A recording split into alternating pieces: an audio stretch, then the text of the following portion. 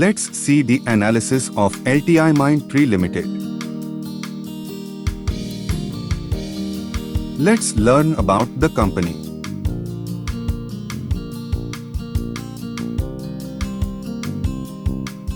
See company overview and pros and cons.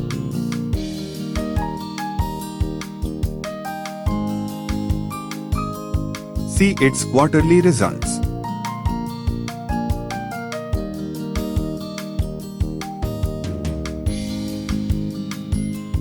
See company profit and loss.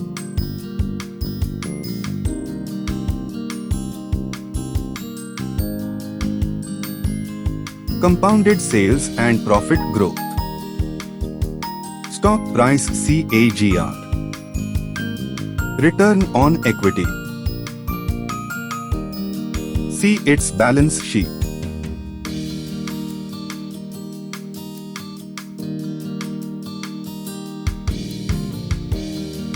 See shareholding pattern.